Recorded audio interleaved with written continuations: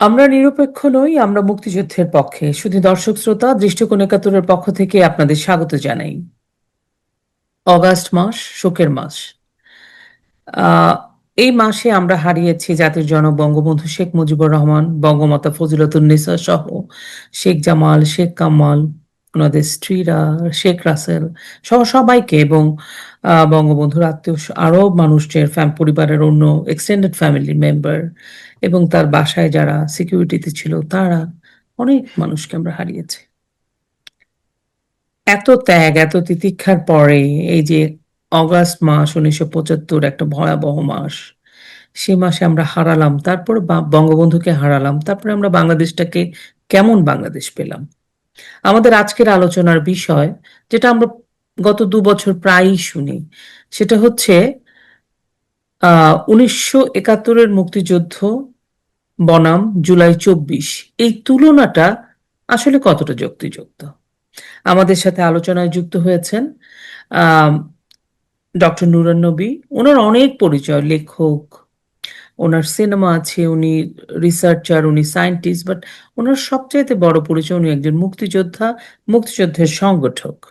এবং এখনো সে 1971 সাল থেকে, উনি তার তরুণ বয়স থেকে মুক্তিযুদ্ধে গিয়েছিলেন, এখন এই সময়টাতে এসে উনি আমাদের অনুপ্রেরণা এবং আমাদের সাহস যোগাচ্ছেন। এখন উনি একজন অনলাইন অ্যাক্টিভিস্টও, যিনি মুক্তিযুদ্ধের কথা বলেন। আমাদের সাথে যুক্ত হয়েছেন আরেকজন বরেণ্য ব্যক্তি এবং শিক্ষাবিদ, এবং যিনি বঙ্গবন্ধুর রাজনীতিকে ধারণ করে তার ছাত্রবিদ জীবন থেকে জীবন শুরু করেছিলেন। তিনি হচ্ছেন ডক্টর আব্দুল আওয়াল, আহ, আহ, সাবেক ভাইস চ্যান্সেলর, সিলেট কৃষি বিশ্ববিদ্যালয়। তিনিও আম, আসলে এই ক্রান্তিকালে আবারও আমাদের সাথে একজন বলিষ্ঠ কণ্ঠ এবং অনলাইন অ্যাক্টিভিস্ট, আমাদের পথ দেখাচ্ছেন, আমাদের সাথে আছেন, বাংলাদেশের কথা বলছেন, মুক্তিযুদ্ধের কথা বলছেন। নবী ভাই এবং আওয়াল ভাই, আপনাদের দুজনকেই দৃষ্টিকোণ একাত্তরের পক্ষ থেকে স্বাগত জানাই। ধন্যবাদ। ধন্যবাদ। এই বিশেষ মাসটাতে আপনাদের পরিচয়টা একটু আমি বিশেষ করে বিশদভাবে দেই, সবাই জানেন, তারপরেও বলি যারা শুনবেন, নতুন করে শুনবেন, তাদের জানার জন্য। আমি যেটা বলছিলাম, 1971-এর মহান মুক্তিযুদ্ধকে এখনকার সময় শুনি গত 2 বছর যাবৎ 24-এর সাথে তুলনা করছে, এটা আসলে কতটা যুক্ত। আমি যদি প্রথমে নবী ভাইয়ের কাছে জানতে চাই, বঙ্গবন্ধু শেখ মুজিবুর রহমান মুক্তিযুদ্ধ এবং আমাদের যে স্বাধীনতা এবং আমাদের যে মুক্তি, আমাদের যে মুক্তির সংগ্রাম, এটার একটা দীর্ঘ পরিক্রমায় আমরা 1971 সালে স্বাধীনতা পেয়েছি আপনাদের সহায়তায়। আপনারা মুক্তিযুদ্ধ করে আমাদের এই দেশটা দিয়েছেন। এখন 2024 সনে এসে সেই মুক্তিযুদ্ধের আমরা দেখলাম 5ই অগস্টের পরে প্রথমে তারা আক্রমণ করলো বঙ্গবন্ধুর ভাস্কর্য, স্বাধীনতার সকল স্থাপনা, 32 নাম্বার সমস্ত কিছু মুছে দিল, এবং তারপরে তারা শুরু করলো বলা 47 থেকে 24 মুক্তিযুদ্ধকে মুছে ফেলতে চায়। এই যে তুলনা, এটাকে আপনি কিভাবে দেখেন? এটা কতটা যৌক্তিক? ধন্যবাদ আমাকে আপনার এই অনুষ্ঠানে আমন্ত্রণ করার জন্য। বিশেষ করে ডক্টর আবুল আওয়াল ভাই, সম্মানিত ব্যক্তি, শিক্ষাবিদ, উনি অনেক কিছু যোগ করবেন। তো প্রথমেই আমি বঙ্গবন্ধু আত্মার প্রতি শান্তি কামনা করছি। এটা শোকের মাস। মুক্তিযুদ্ধের পক্ষের সবাই এই বঙ্গবন্ধুর স্মরণে সারা মাস ব্যাপী বিভিন্ন প্রোগ্রাম করবে। তো সেই 15ই আগস্ট বঙ্গবন্ধু নিহত হয়েছিলেন, তার সাথে পরিবারে যারা নিহত হয়েছিলেন সবার প্রতি, সবার আত্মার শান্তি কামনা করে আমি আমার বক্তব্য শুরু করছি। প্রথমত, এই 24 জুলাই 24 আর 71-এর ডিসেম্বরের সাথে কোনো ক্রমেই তুলনা চলে না। এটা তেল পানির যেমন সম্পর্ক, আদর্শের দিক থেকে অপোজিট। 71-এ আমরা কার বিরুদ্ধে যুদ্ধ করেছিলাম? মুক্তিযুদ্ধ বিরোধী জামাত শিবির, তাদের বিরুদ্ধে। তো এই যে পট পরিবর্তন হলো 2024-এ, এরা কারা? আমরা সংক্ষেপে যদি বলি তাহলে বলতে হবে এরা হলো দেশি বিদেশি মুক্তিযুদ্ধের বিরুদ্ধের শক্তি। তারা ষড়যন্ত্র করে আমাদের স্বাধীনতাকে হরণ করেছে। অর্থাৎ 71-এ আমরা যাদের বিরুদ্ধে লড়ে একদম ত্যাগের বিনিময়ে সেই 30 লক্ষ শহীদ এত ত্যাগের বিনিময়ে 1 কোটি মানুষ ভারতে শরণার্থী ছিল, আর 1 কোটি মানুষ দেশের অভ্যন্তরেই তারা শরণার্থী ছিল, তার নিজের বাড়িতে থাকতে পারতো না। তো এত ত্যাগের বিনিময়ে আমরা যাদেরকে পরাজিত করে স্বাধীনতা অর্জন করেছিলাম, তারাই ষড়যন্ত্র করে 2024-এ ক্ষমতা দখল করেছে আবার। তো কাজে এদের সাথে তো 71-এর এবং এই 2024-এর জুলাই এবং ডিসেম্বর, 71-এর ডিসেম্বরের কোনো ক্রমেই তো তুলনা চলে না। এটা হলো একটা ফলস ন্যারেটিভ, মানুষকে বোকা দেওয়ার জন্য, ধোঁকা দেওয়ার জন্য এগুলো বলা হয়।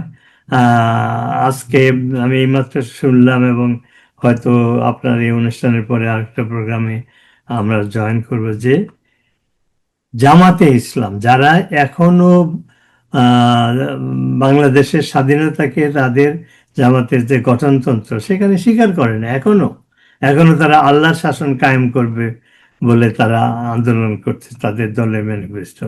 অথচ আমরা 71-এ বাংলাদেশ প্রতিষ্ঠা করেছি পিপলস রিপাবলিক, জনগণ বা প্রজাতন্ত্র।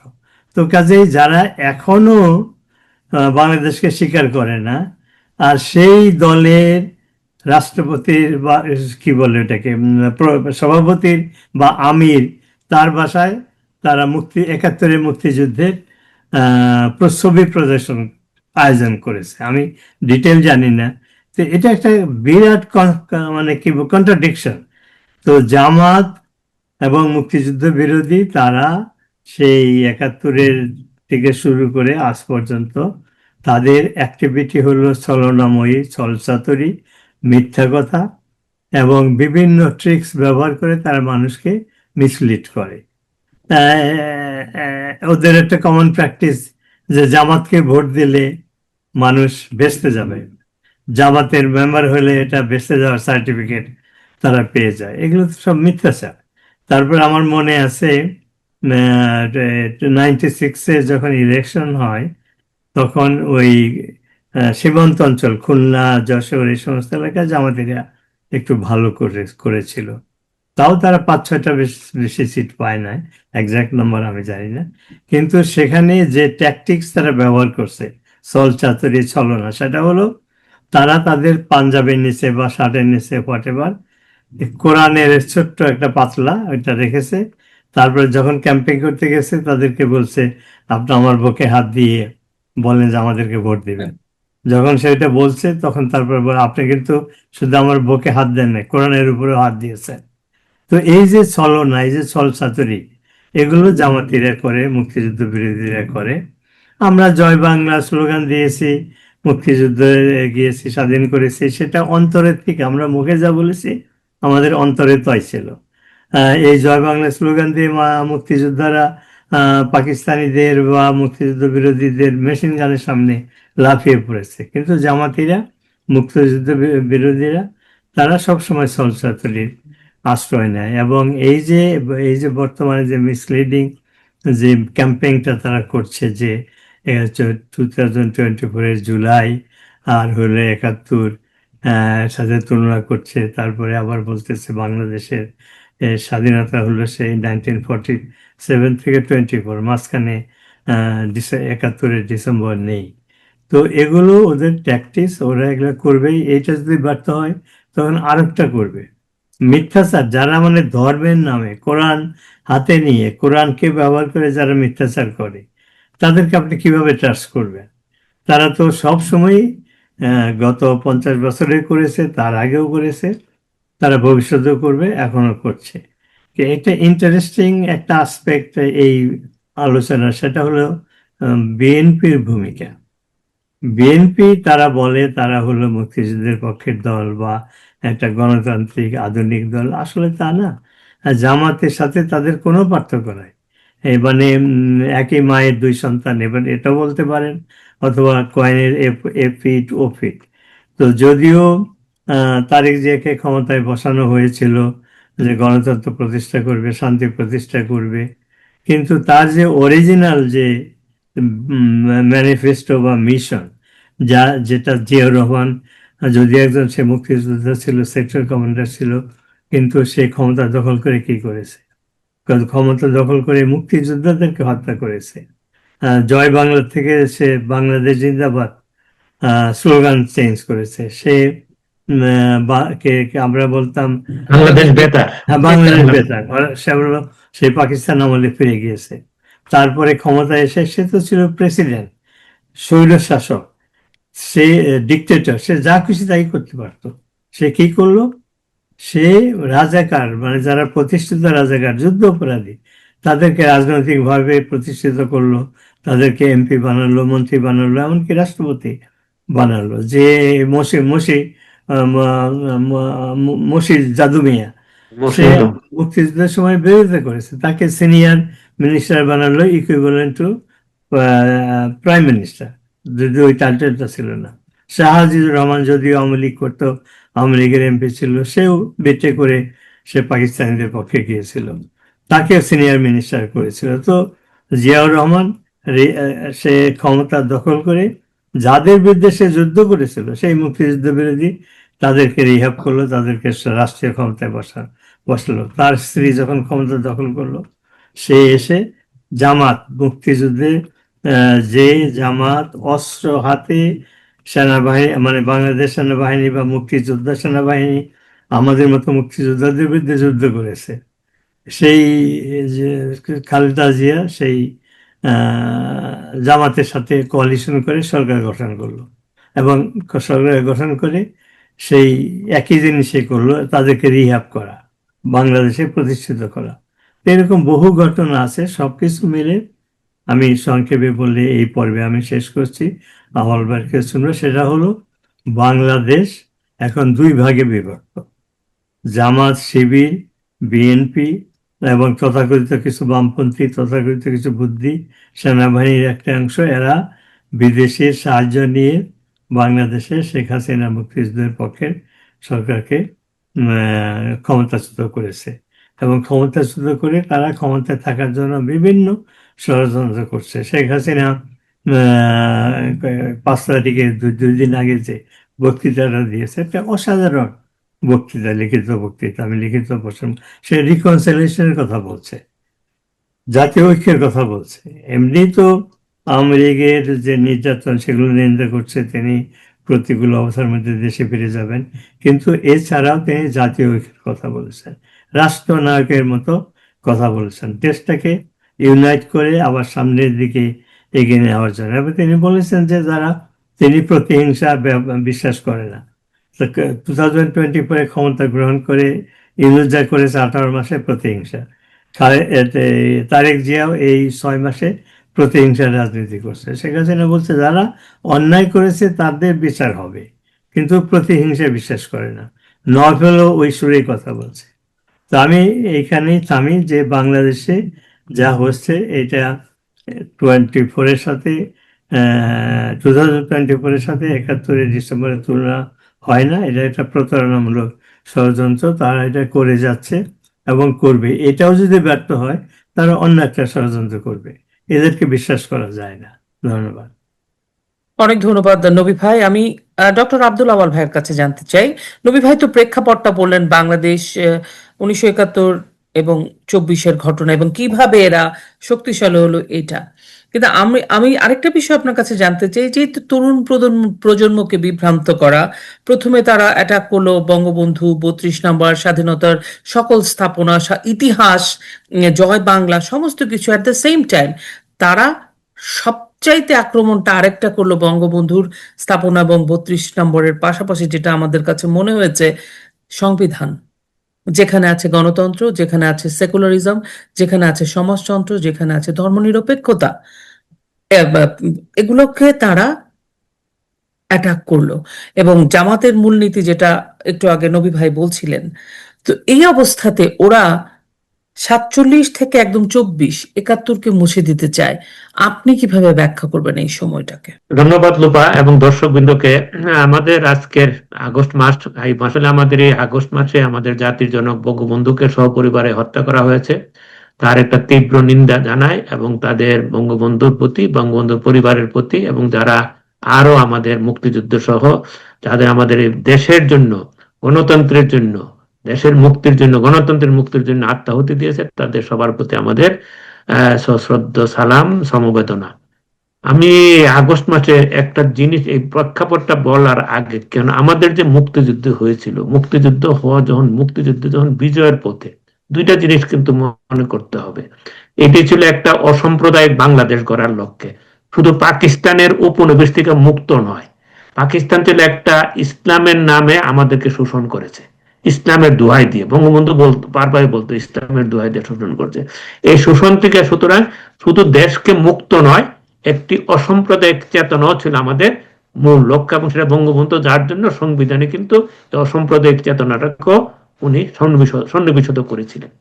এখন যখন দেশ স্বাধীন হওয়ার প্রাক্কালে, তখন আমরা জানতে পারি পরবর্তী সময়ে উনি মেজর ডালিমের কথা থেকে, যে জিয়া রহমান সহ একটা আর্মির একটা অংশ যারা মুক্তিযুদ্ধ ছিল, তারা একটা গোপনে সেনা পরিষদ করে, এই সেনা পরিষদ করে তারা শপথ নিয়েছিল যে ভারতের মাধ্যমে যে বাংলাদেশ স্বাধীনতা চলছে, এই স্বাধীনতা আমরা মানি না, আমরা শেখ মুজিবকে উৎখাত করে আমরা এখানে পাকিস্তান ভাবাপন্ন আমাদের বাংলাদেশের ইতিহাসকে মুছে দিয়ে আমরা পাকিস্তানের সাথে একটা কনফেডারেশন বা পাকিস্তানের তো প্রো পাকিস্তানি সাম্প্রদায়িক আমরা আমাদের রাষ্ট্র পরিচালনা স্থাপন করতে হবে। এটাই ছিল কিন্তু তাদের সেদিনের শপথ। এবং এটা প্রমাণ মিলে কখন, যেদিন বঙ্গবন্ধুকে 7ই জানুয়ারি 72 সালের ভুট্টো যখন মুক্তি দেয় ঘোষণা করে, যখন খাবার টেবিলে ভুট্টো বঙ্গবন্ধু বললেন শেষ ডিনার যখন দিলেন বঙ্গবন্ধুর উপলক্ষে, যখন ভুট্টো বললেন যে আপনারা পাকিস্তান তো আপনারাই স্বাধীন করছেন, আমি তো তখন ছাত্র ছিলাম, এই পাকিস্তানকে রক্ষা করার জন্য একটা কনফেডারেশন করা যায় কিনা, এটা সবাই জানেন, তো আমি উল্লেখ করলাম। বঙ্গবন্ধু বলছিলেন যে আমি তোমার কথার উত্তর বাংলাদেশে পৌঁছে দেব। বঙ্গবন্ধু বাংলাদেশে পৌঁছে দিয়েছিলেন যে ভুট্টো, তোমার দেশ নিয়ে তুমি থাকো, আমার দেশের আমার স্বাধীন সার্বভৌম দেশ। অর্থাৎ পাকিস্তানের তারা চেষ্টা করছে স্বাধীনতার শেষ থেকেই যে যাতে এই ৭১টা না থাকে। তার আলামত পাওয়া যায় 1972 সালের 18 এপ্রিল, যখন বাংলাদেশ কমনওয়েলথভুক্ত সদস্য লাভ করলো কমনওয়েলথের, তখন পাকিস্তানের এই প্রেসিডেন্ট জুলফিকার ভুট্টো উনি কমনওয়েলথের সদস্য, তার পাকিস্তান সেই সদস্য প্রত্যাহার করে নিয়ে সেদিন ঘোষণা করেছিলেন কমনওয়েলথে যে পূর্ব পাকিস্তান পাকিস্তানের অংশ, পূর্ব পাকিস্তান একটা প্রদেশ। এরপর 1972 সালের 21 আগস্ট বঙ্গবন্ধু চিকিৎসা শেষে, লন্ডনে চিকিৎসা শেষে সুইজারল্যান্ডে গেছিলেন বিশ্রামের জন্য। সেখানে অনেক রাষ্ট্রপ্রধান ওনার খোঁজখবর নিচ্ছিলেন, ভুট্টো ওনাকে ফোন করছিলেন একসময় খোঁজখবর নেওয়ার জন্য। খোঁজখবর নিয়েই পরে বলছে যে যা হবার হয়েছে, আবার একটা কনফারেশন রাখা যায় কিনা। 1972 সালের 21 আগস্টের কথা, তখনও পাকিস্তান ওই চেষ্টা চালিয়ে যাচ্ছে। এইভাবে কিন্তু আমরা জানি আব্দুল হকের মাধ্যমে ভুট্টো টাকা দিত, আমরা বিভিন্ন মাধ্যমে চাচ্ছে ভুট্টো এখানে এটাকে পাকিস্তান। তার যে 1973 সালের যে সংবিধান পাকিস্তানের, সেখানে পরিষ্কার লেখা ছিল যে পূর্ব পাকিস্তান একটি পাকিস্তানের অংশ, এটা যখন আধিপত্যবাদ থেকে মুক্ত হতে পারবে তখন পাকিস্তানের সাথে যোগদান করবে। এইভাবে এবার এরই পরিপ্রেক্ষিতে কিন্তু বঙ্গবন্ধুকে হত্যা করেছে। যখন বঙ্গবন্ধু তখন দেখা যাচ্ছে না, উনি তার কোনো ব্যাপারে রাজি হচ্ছে না, তখন বঙ্গবন্ধুকে সপরিবারে হত্যা করা হয়েছে। হত্যা করার পরে তখন যখন ভুট্টো যখন বাংলাদেশকে খন্দকার মুস্তাকের সরকারকে 1975 সালের 15 আগস্ট দুইটায় যে খন্দকার মুস্তাক সরকারকে যে স্বীকৃতি দিয়েছে অভিনন্দন জানাইয়া, সেই স্বীকৃতি পড়তে কিন্তু সে স্বীকৃতি দিয়েছে ইসলামী প্রজাতন্ত্র বাংলাদেশকে। এবং শুধু ওই চিঠিতে লেখা আছে ইসলামী প্রদত্ত বাংলাদেশে স্বীকৃতি দেওয়ার জন্য সমস্ত মুসলিম দেশকে ওই চিঠির মাধ্যমে আহ্বান জানিয়েছে। সেই চিঠির কপি কিন্তু আমার কাছে আছে। তো সুতরাং এই আহ্বান জানানোর পরেই কিন্তু ভারত সতর্ক হয়। ভারত 18 আগস্ট 1975, 3 দিন পর ভারতের রাষ্ট্রদূত সমর সেন খন্দকার মুস্তাকের সাথে দেখা করে একটা চিঠি নিয়ে, ভারতের মেসেজ নিয়ে। সে চিঠিটা পড়ায় শোনায় খন্দকার মুস্তাকের। শোনার পরে খন্দকার মুস্তাক চেয়ার থেকে হেলান দিয়ে পড়ে গেছিলেন। চিঠির ভাষা কি ছিল? যদি বাংলাদেশকে ইসলামী প্রজাতন্ত্র ঘোষণা করা হয় বা কোনো দেশের সাথে পাকিস্তানের কোনো কনফেডারেশনের কোনো উদ্যোগ নেওয়া হয়, তাহলে ভারত বাংলাদেশের সাথে বৈধ চুক্তির আওতায়, তখন একটা বাংলাদেশের সাথে ভারতের কিন্তু 25 বছরের চুক্তি ছিল, সেই চুক্তির আওতায় ভারতের সেনাবাহিনী ব্যবস্থা নিবে। এটা ছিল মূল মেসেজ। আরো কথা আগে বাজে ছিল। এই কথা শোনার পরে ওই খন্দকার মোস্তাক টপ করে পরে চেয়ারে ফেলান গেছিলেন। সেই ভারতের এই মেসেজের পরে পাকিস্তান এবং বাংলাদেশের এই তথাকথিত এই অপশক্তিগুলা, বিরোধীরা, তারা এই কনফেডারেশনের ইয়ার থেকে সরে আইসা একটু টেকনিকে তারা তখন একটা পাকিস্তানপন্থী সরকার, ইসলামপন্থী পাকিস্তানপন্থী সরকার প্রতিষ্ঠা করার জন্য তারা জিয়া রহমানকে সামনে আসে। জিয়া রহমান সেই লক্ষ্যে চেষ্টা করছে, সেগুলো আর আমি বলি না, সময় লাগবে। এরপর এভাবে তারা জামাতের আমির সেখানে পূর্ব পাকিস্তান পুনরুদ্ধার কমিটি করছে। আমরা সবই জানি জিয়া রহমান জামাতের আমিরকে কিভাবে আনছেন, কিভাবে পুনঃপ্রতিষ্ঠা করছেন, কিভাবে রাজনৈতিক দলগুলাকে, ইসলামিক দলগুলাকে পুনঃপ্রতিষ্ঠিত করছেন, সবই আমরা জানি। এরপরে এভাবে করতে করতে কিন্তু তারা বারবার চেষ্টা করছে, করার পরে এইবার, এবং এই চেষ্টা করার পরে এখন তারা 2007 সালে জিয়া রহমান চলে যাওয়ার পরে তারা কিন্তু আর সেই লুক পায় না, কারে দিবে। তখন তারা এই আমেরিকার প্ররোচনায়, আমেরিকার সাহায্যে এই আইএসআই ইউনুসকে সামনে আনছে। ইউনুসের মাধ্যমে তারা 2007 সাল থেকে সে চেষ্টা করে যাচ্ছে। এই চেষ্টারই বহিঃপ্রকাশ হইল 2011 সালে যখন ইউনুসকে এমডি থেকে সরাই দেওয়া হয়, তখন কিন্তু হিলারি ক্লিনটন প্রণব মুখার্জিকে ফোন করে বলছিলেন যে বাংলাদেশ সরকারকে, প্রণব মুখার্জিকে বাংলাদেশ সরকারকে, শেখ হাসিনা সরকারে ফালাই দিয়ে ইউনুসকে ক্ষমতা আনার জন্য। প্রণব মুখার্জি সেটা রাজি হয় নাই। এরপর 2018 সাল থেকে চেষ্টা করে, অর্থাৎ বাংলাদেশের স্বাধীনতাটাকে পাকিস্তান মেনে নিতে পারে নাই এবং আমেরিকারও একটা চক্র মেনে নিতে পারে নাই, কারণ তারাও পাকিস্তানকে সমর্থন করছিল 71 সালে। সেই চক্রটাই কিন্তু ঘুরে ঘুরে এই আইএসআই এবং আমেরিকার একটি ওই চক্রটি, যারা নাকি স্বাধীনতা মানে নাই, তারাই কিন্তু পর্যায়ক্রমে এই একটার পর একটা লোক আনে।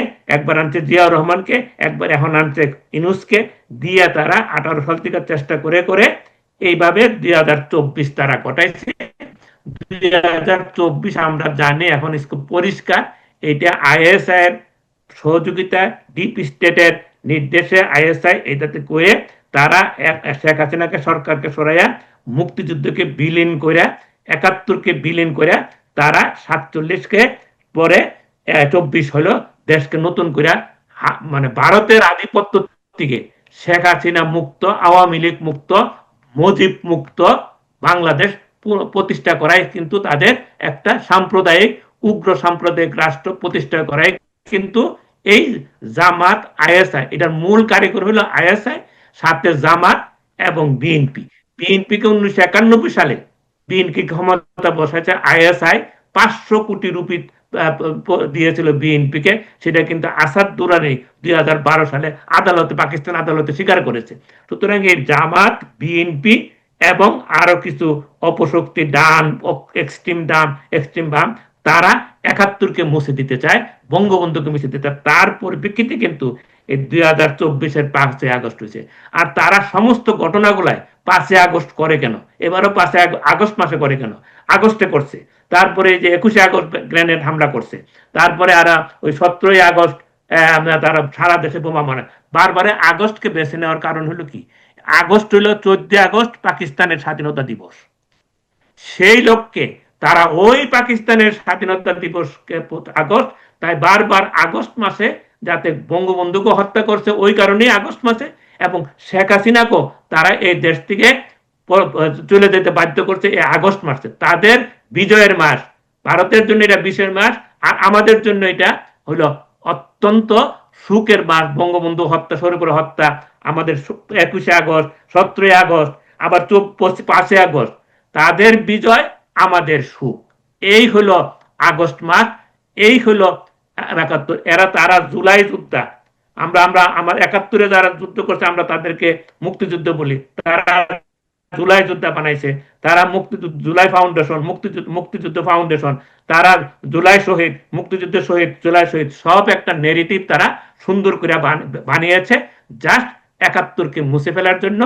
আর ৭৫-এ বঙ্গবন্ধু সপরিবারে হত্যা করার পরে তারা দেখছে যে এই বঙ্গবন্ধুর পরিবার শেখ হাসিনা শেখ রেহানা বেঁচে থাকলে তাহলে এই জিনিসটা করা তাদের জন্য একটা একটা ব্যারিয়ার।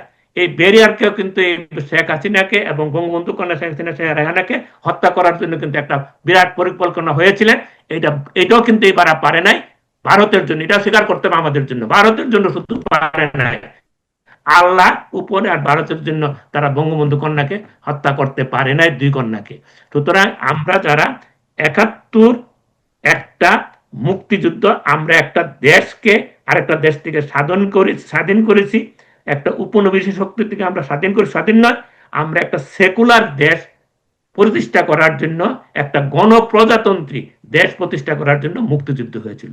আর ২৪ হয়েছে ওই মুক্তিযুদ্ধকে মুছে ফেলে দিয়ে জাস্ট একটা সহিংস, একটা উগ্র সাম্প্রদায়িক, একটি শরিয়া ভিত্তিক আইন, একটা জঙ্গি রাষ্ট্র বানানোর জন্য ২৪-এর উত্থান হয়েছে। এইটা ২৪ হলো বাংলাদেশের একটা কালো অধ্যায়।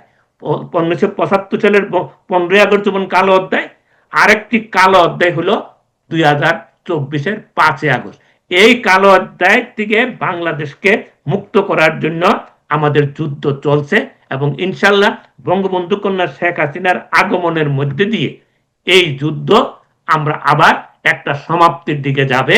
এইটি আমাদের প্রত্যাশা, এইটি আমাদের প্রতিজ্ঞা, এইটি আমাদের আমরা আমরা সবার কাছে এই যুদ্ধে সামিল হওয়ার জন্য সবাইকে বিনীতভাবে আহ্বান জানাচ্ছি। এই যুদ্ধে জয়ের কোনো বিকল্প নাই, এটি আমার বক্তব্য। জয় বাংলা, জয় বঙ্গবন্ধু।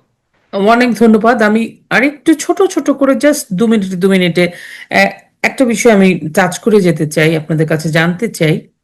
সেটা হচ্ছে ১৯৭১ সনে ৭ই মার্চের ভাষণ এবং সেই জনসমাবেশটাতে বাঙালি জাতি এবং জনগণ বঙ্গবন্ধুকে সাপোর্ট করেছিলেন, বঙ্গবন্ধুর কণ্ঠে কণ্ঠ মিলিয়ে বঙ্গবন্ধুর নির্দেশে মুক্তিযুদ্ধে ঝাঁপিয়ে পড়েছিলেন। হ্যাঁ, আমাদের অনেক অনেক ৩০ লাখ শহীদ, এত ২.৫ লাখ ৫ লাখ সংখ্যা মানে নিয়ে এখনো সংশয় আছে, বাট ৩ লাখের নিচে নয়।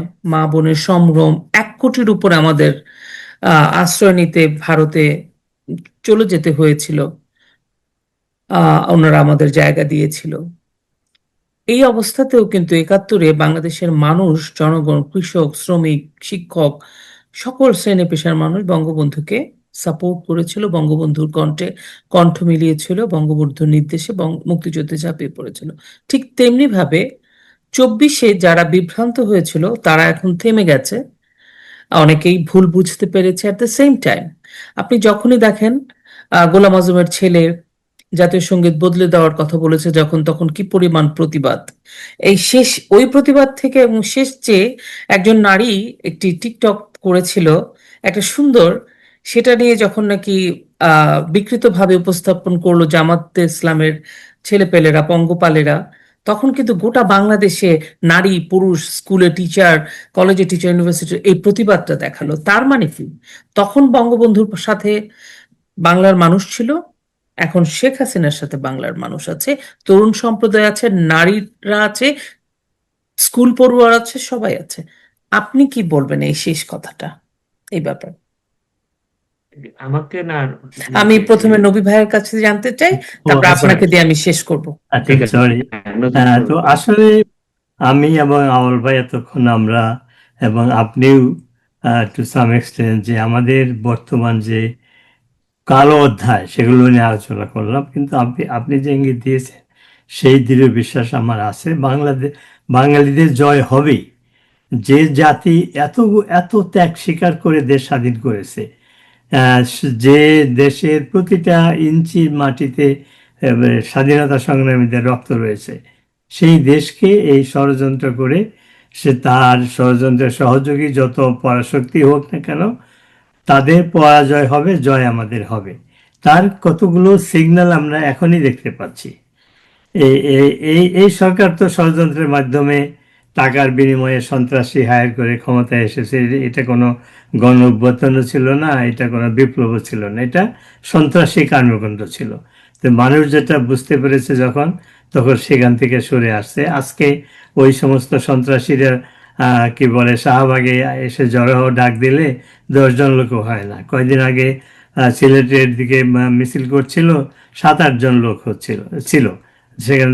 তারা যখন ওই করে কি বলে সিটিং প্রোটেস্ট করে রাস্তার উপরে। তো এইভাবে বাংলাদেশের মানুষ বুঝতে পেরেছে যে তাদেরকে প্রতারণা করা হয়েছিল, তারা প্রতারিত হয়েছিল জুলাইয়ে, এবং যে সমস্ত প্রতিজ্ঞা তারা করেছিল যে দেশ স্বাধীন করে শেখ হাসিনা সরকার, দেশ স্বাধীন মানে সরকার পরিবর্তন করে শেখ হাসিনা সরকার পরিবর্তন করে যা করবে ঠিক তার উল্টো করেছে। যাদের জুতা কেনার পয়সা ছিল না, যারা হলের জায়গা পেত না,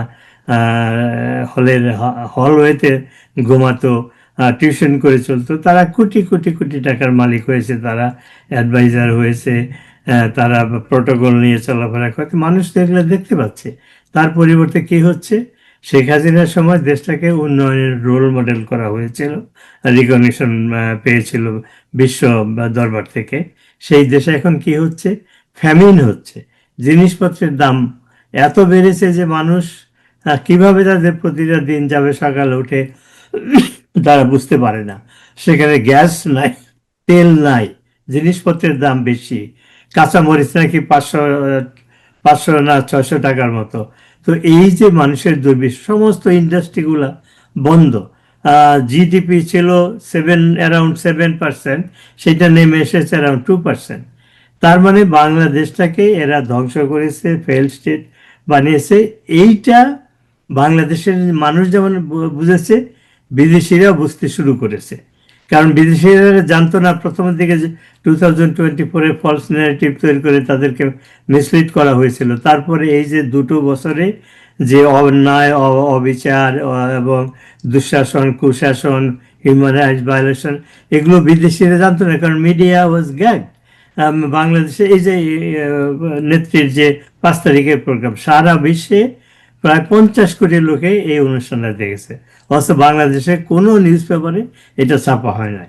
তো এত সাপ্রেশনের পরেও আমাদের মতো ক্ষুদ্র অ্যাক্টিভিস্ট বিদেশে এবং বাংলাদেশেও অনেক মাস মিডিয়ার বদৌলতে এগুলো বিদেশিরা জানতে পারছে, এবং বিদেশিরা তাদের মতামত চেঞ্জ করছে যে ইউনূস সরকার, এই সরকার যে প্রতিশ্রুতি নিয়ে ক্ষমতা এসেছিল তারা সেগুলো তারা করছে না। তারা ডেমোক্রেসিতে বিশ্বাস করে, তারা মৌলবাদী সন্ত্রাসীদেরকে প্রমোট করে, এবং প্রমোট করে কিভাবে, রাষ্ট্রীয় মদদে, যেহেতু তারা ক্ষমতায়। তো এই সমস্ত কাজগুলো বিদেশিরা দেখতে পেয়েছে, বুঝতে পেরেছে, যার ফলে শেখ হাসিনার ইন্টারভিউ, তার কথা শোনার জন্য মানুষ অধীর আগ্রহে অপেক্ষা করে। তিনি যখন বললেন যে ডিসেম্বরে দেশে ফিরবেন, সারা বিশ্বে একটা সেন্সেশন ক্রিয়েট হয়েছিল, বাংলাদেশেও হয়েছিল। তো এই সমস্ত কারণে তারপরে সার্জিও গোর, যে আমেরিকার অ্যাম্বাসেডার ইন্ডিয়াতে, সে বাংলাদেশে গিয়েছিল সরজমিনে তদন্ত করার জন্য যে বাংলাদেশে কি হচ্ছে। এর আগে যে বাইডেন অ্যাডমিনিস্ট্রেশনের সময় ইউএস এর যে এমবাসি ঢাকাতে ছিল, সেখানে প্রায় 50 জনের মতো, আমি শুনেছি, হয়তো বেশি কমও হতে পারে, 50 জনের মতো জামাতি কর্মীরা সেখানে চাকরি করতো, তাদেরকে ছাঁটাই করা হয়েছে। তো এখন যে রিপোর্ট আসছে সেটা গত 5 বছরের রিপোর্টের সাথে কন্ট্রাডিকশন। তো সেই জন্য সার্জিও গোর অ্যান্ড আদার্স তারা চিন্তা করতেছে what is going on Bangladesh. একটা জিনিস আপনার সাথে শেয়ার করি, সেটা হলো ওই অনুষ্ঠানে কি হয়েছে, ওই ভিজিটে কি হয়েছে আমরা সবাই জানি, যে নৈশভোজ ক্যান্সেল করা হয়েছে। তার পরিবর্তে ওই দিন সন্ধ্যায় সার্জিও গোর সে আওয়ামী লীগ, জাতীয় পার্টি, সাংবাদিক এবং বুদ্ধিজীবী এদের সাথে দেখা করেছে। তো একজন সাংবাদিক, তিনি উচ্চ শিক্ষিত, বিদেশে পড়াশোনা করেছেন, তাকে ডাকা হয়েছিল। তিনি যখন বাংলাদেশের রাজনীতির কথা যে গোরকে বুঝিয়েছিল, বলেছিল যে বাংলাদেশ 2 ভাগে বিভক্ত, মুক্তিযুদ্ধের পক্ষে আওয়ামী লীগ আর 13 দল, আর বাকি যারা আছে সবাই মুক্তিযুদ্ধবিরোধী, তারা গণতন্ত্রে বিশ্বাস করে না, তারা মৌলবাদী সন্ত্রাসী, তারা সন্ত্রাসীদের প্রমোটার, ইত্যাদি ইত্যাদি। তো এই কথা আরো ভালোভাবে তিনি বুঝিয়েছেন গোরকে। গোর তখন হ্যান্ডশেক করার জন্য হাত বাড়িয়ে দিয়েছে। তো তখন ওই ভদ্রলোক বলছে যে আমাদেরকে তো এমবেসির লোকরা বলেছিল যে আপনার সাথে হ্যান্ডশেক করা যাবে না স্বাস্থ্যগত কারণে, তো হাউ কাম এখন আমি হ্যান্ডশেক করব। তখন সে জোর করে তার সাথে হ্যান্ডশেক করছে, পিঠ চাপড়িয়ে দিয়েছে, এবং তার এমবেসির একজন বাঙালি ইয়াং লেডি এমপ্লয়ি তাকে বলছে যে তুমি ওনার ডিটেল ইনফরমেশন নিয়ে নাও, আমি ওনার সাথে ফলো আপ ডিসকাশন করব। অর্থাৎ আমেরিকানদের যে গোরের মাধ্যমে বাংলাদেশের একটা ডিফারেন্ট পিকচার পেতে শুরু করেছে। কি বলে সাবের চৌধুরী, তারপরে কে জি এম কাদের, নিশ্চয়ই তারা তাদের side hour side of story আরো ভালো করে বলেছে। তো সেই জন্যই আমেরিকার যে চিন্তাধারা সেটা চেঞ্জ হচ্ছে। তা আমি আশাবাদী এই জন্য যে এতদিন ভারত বাংলাদেশে মৌলবাদী সন্ত্রাস বিরোধী সরকারকে তারা সাপোর্ট করে না, তারা চেয়েছিল তাদের পরীক্ষিত বন্ধু মুক্তিযুদ্ধের পক্ষে আওয়ামী লীগ এবং 13 দলের যে সমর্থক তাদের মতো একটা দল ক্ষমতায় থাকুক। কিন্তু আমেরিকা ওভাররুল করেছে। আমেরিকা তাদের নিজ স্বার্থে তাদের এককভাবে রক্ষা করার সুযোগ ছিল, কিন্তু ইউনুস না সরি তারেক জিয়ার চায়না ভ্রমণের পরে যে সমস্ত চুক্তি করেছে সবগুলো আমেরিকার বিরুদ্ধে, বিশেষ করে 9 তারিখে ফেব্রুয়ারি যে চুক্তি করেছে সেগুলো বিরোধী, ভারত বিরোধী। তো যার ফলে এখন ভারত এবং আমেরিকা তারা বুঝতে পেরেছে যে বাংলাদেশে তারা চায়নাকে ঠেকাতে হলে তাদের স্বার্থে যদি দেশটাকে চালিত করা যায়, এক্স্যাক্টলি এগুলো ডিফাইন হবে ওভার দ্য টাইম, কিন্তু আপাতত মনে হচ্ছে ভারত এবং আমেরিকা তারা বুঝতে পেরেছে তাদের কমন ইন্টারেস্ট আছে বাংলাদেশে, সেটা হলো তার চায়নাকে ঠেকানো এবং বাংলাদেশে ইনক্লুসিভ রাজনীতি করা, আওয়ামী লীগের ব্যান বন্ধ করে আওয়ামী লীগের রাজনীতি করার সুযোগ দেওয়া। তো এই সমস্ত কারণে আমাদের এত এত কি বলবো অভাব অনটন নির্যাতনের সত্ত্বেও আমার মনে হয় যে আশার আলো আমরা দেখতে পারি অতি সত্ত্বর। আমি আশাবাদী যে ওই মুক্তিযুদ্ধের বিরোধী তারা যত শক্তিশালী হোক না কেন তাদের পরাজয় হবেই হবে, জয় আমাদের হবে, জয় বাংলা, জয় বঙ্গবন্ধু। অনেক ধন্যবাদ নবী ভাই। আওয়াল ভাই আপনি কিছু বলুন, তারপর আমরা শেষ করব। না, আমিও আমাদের বীর মুক্তিযোদ্ধা নবী ভাই তারপরে খুব সুন্দর করে ফিনিশিংটা দিয়েছে। আমি শুধু মানে 2-3 মিনিট বলবো যে আমাদের একটা জিনিস হলো কি যে বঙ্গবন্ধু সেখান থেকে 71 সালে উনি কিন্তু নির্বাচিত প্রতিনিধি। এই দেশের পুরো বাংলার মানুষের যারা ভোট দিয়েছে তাদের 75% ভোটের দ্বারা উনি নির্বাচিত, এবং সেই নেতা হিসাবে কিন্তু উনি স্বাধীনতার ঘোষণার থেকে আরম্ভ করে দেশকে মুক্ত করার নেতৃত্ব দিয়েছেন, স্বাধীন করার নেতৃত্ব দিয়েছেন। এবং এবং আরেকটা জিনিস হলো কি যে আমাদের যে তার কন্যা শেখ হাসিনাও কিন্তু গণতন্ত্রের প্রতি শ্রদ্ধাশীল সবসময়। উনিও কিন্তু এই যে আমরা দেখেছি যে 2006 সালে উনি কিভাবে শান্তিপূর্ণভাবে ক্ষমতা হস্তান্তর করছেন, এবং আজকেও 2024-এর নির্বাচনে কিন্তু উনি একটা নির্বাচিত প্রধানমন্ত্রী, জনগণ নির্বাচিত। যারা ইলেকশনে আসে নাই, উনি কাউকে না করেন নাই, তারা ইচ্ছা করে ভাবে ইলেকশনটাকে বিতর্কিত করার জন্য, সরকারকে ব্যাঘাতে ফেলানোর জন্য বিএনপি জামাত নির্বাচনে আসে না, এটা আমরা জানি। সুতরাং আমি এই জন্যই বললাম যে যারা আমরা মুক্তিযুদ্ধ পরে 71 যেটা আমরা বলি সবটাই কিন্তু বঙ্গবন্ধু, তার কন্যা, আওয়ামী লীগ আছে, তারা কিন্তু একটা গণতান্ত্রিক পন্থায় এই পর্যন্ত আসছে। এর মধ্যে অগণতান্ত্রিক ভাবে বাংলাদেশ আওয়ামী লীগ একদিনের জন্য কোনো দেশ শাসন করে নাই, তার জন্মলগ্ন থেকে। এটা জানা দরকার মুক্তিযুদ্ধের নেতৃত্বের জন্য। কিন্তু প্রতিপক্ষ বঙ্গবন্ধু হত্যা করে অগণতান্ত্রিক ভাবে ক্ষমতা নিয়ে করেছে। প্রতিপক্ষ এইবারও বঙ্গবন্ধু কন্যা শেখ হাসিনাকে অগণতান্ত্রিক ভাবে ক্ষমতা থেকে চ্যুত করে কিন্তু এইভাবে একটা অগণতান্ত্রিক সরকার আনছে, এবং একটা আমি বলবো যে একটি জঙ্গি সাপোর্টের সরকার কিন্তু এই দেশে আসছে। এবং বিএনপি যে ক্ষমতা আসছে তারও কিন্তু ইলেকশনটা কিন্তু যথাযথ হয় না, ইলেকশন নিয়ে অনেক বিতর্ক আছে, একটা দলকে তো সম্পূর্ণভাবে বাদ রাখছে।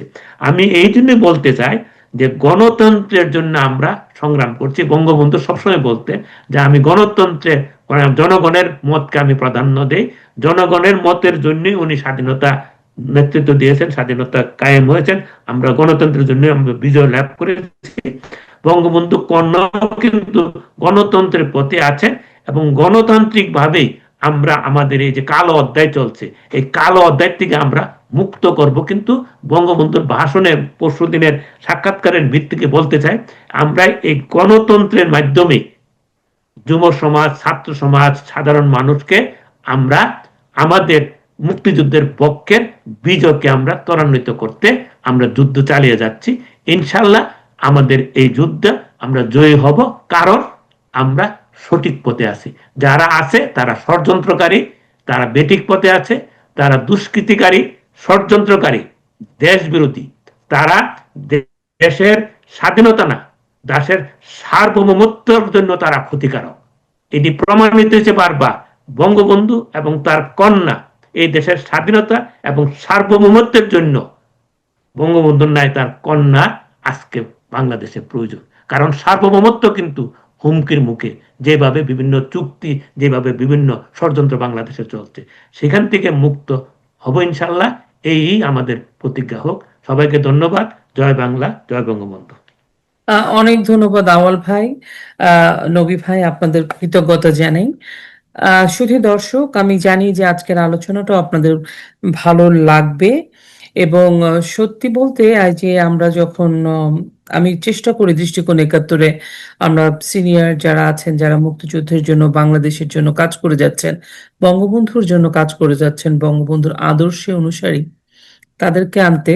ইতিহাসটা আপনারা জানুন, বিশেষ করে তরুণদের বলছি যে এই যে একটা বালখিল্য আচরণ, বালখিল্য কথা, একটা ৭১-এর সাথে ২৪-এর তুলনা, একটা রাষ্ট্রের জন্মের সাথে কিছু তুলনা হয় না। সেই জন্য আমরা বলবো, সবসময় বলি, চলুন আমরা বঙ্গবন্ধুকে জানি, বঙ্গবন্ধুর দীর্ঘ সংগ্রামের ইতিহাসটাকে জানি এবং সেই সময় বঙ্গবন্ধুর সাথে যে সকল নেতারা ছিলেন, কর্মীরা ছিলেন, তাদেরকে জানি।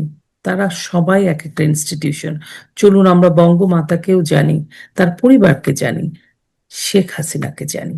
কারণ এখন আমাদের এই যে দেশটা খাদের কিনারায় দাঁড়িয়ে আছে, সেখান থেকে আমাদেরকে যদি বাঁচাতে পারবেন যিনি এবং দেশকে বাঁচাতে পারবেন যিনি, এই যে 18 কোটি মানুষের ভাগ্য যিনি বদলাতে পারবেন, তিনি হচ্ছেন শেখ হাসিনা। আপনারা সবাই ভালো থাকবেন, আপনার বাড়ির কন্যা শিশুটির দিকে খেয়াল রাখবেন। জয় বাংলা, জয় বঙ্গবন্ধু।